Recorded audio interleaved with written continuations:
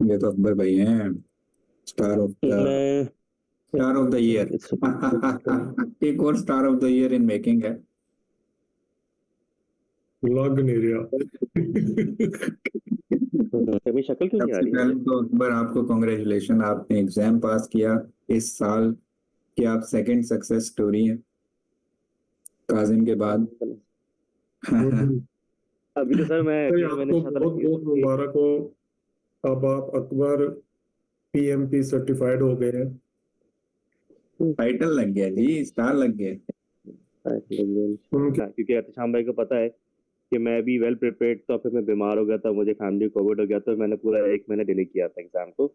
और उस एक महीने मैंने पूरी जान मारी थी अपनी। और अगर मैं वो एक महीने पहले दे देता तो आई एम श्योर मैं फेल हो चुका होता। ठीक ठीक है ना?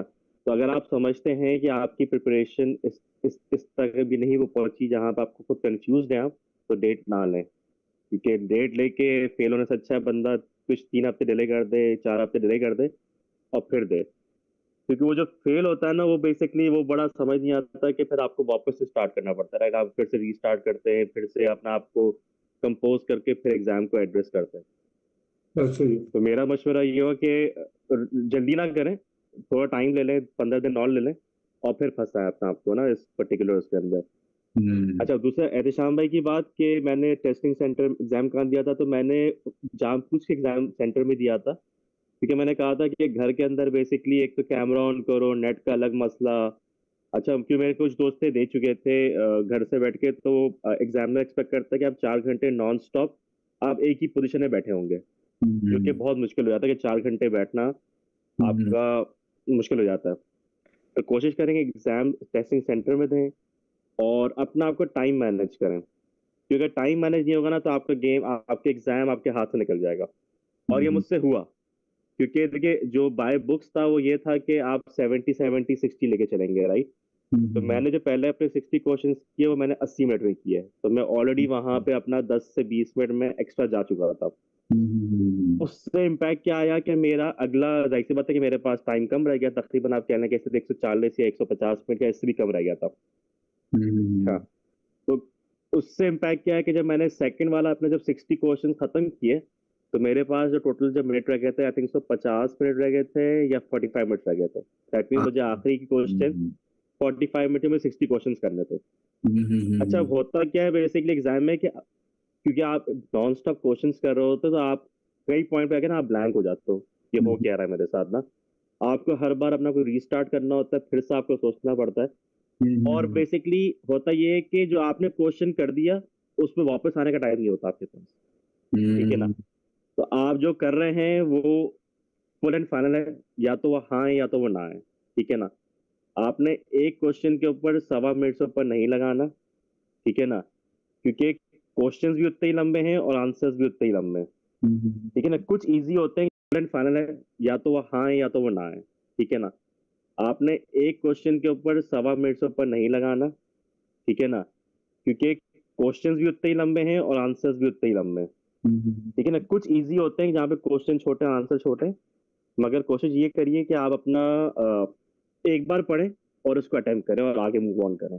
नहीं समझ आ रहा तो उसको हाईलाइट कर दें, पार्क कर दें और आगे देख लें। मगर इतना टाइम नहीं होता आपके पास, ठीक है ना, कि आप ये सब कुछ आपकी फॉर्मेलिटीज पे जाएं। तो या तो आर या तो पार। और बस कोशिश करें कि जो क्वेश्चन वो कह रहा है उसको समझें। मुझसे प्रॉब्लम ये हो रही थी कि मैं क्वेश्चन पढ़ा था, आंसर पढ़ा था, क्वेश्चन भूल गया क्वेश्चन में था क्या। अच्छा, फिर मैं ऊपर जा रहा हूँ, फिर क्वेश्चन पढ़ा, फिर आंसर पढ़ा रहा हूँ। तो मैं इसमें टाइम बहुत वेस्ट कर रहा था। तो वहाँ वहाँ पे बेसिकली ये होता है कि आपने ना मार्कर्स को प्रॉपर यूज करें, क्वेश्चन को समझे कि क्वेश्चन पूछ के आ रहा है उसको हाईलाइट कर लें। अब वही बात है कि इसमें से आप चूज द राइट निकालें, इसमें जो पहले जो गलत है उसको आप एलिमिनेट कर दें। एलिमिनेशन टेक्निक जो होती है, दो को निकाल दें, फिर दो पे देखें कहाँ सही हो रहा है, कहाँ गलत हो रहा है, और फिर आगे चलते। टाइम मैनेजमेंट जरूर करें। टाइम मैनेजमेंट नहीं है तो आप बढ़ जाएगा आपका मामला ना। सेकेंडली, ब्रेक जरूर लें। क्योंकि ब्रेक ये होता है कि आप आगे पीछे हो तो अपना आपको स्ट्रेचिंग कर लें, थोड़ा सा अपना आपको रीस्टार्ट कर लें, फोकस करें क्या मैं क्या गलती कर रहा हूँ, किस तरह और मजीद में इम्प्रूव कर सकता हूँ अपने आप को, और इस तरह लेके चले।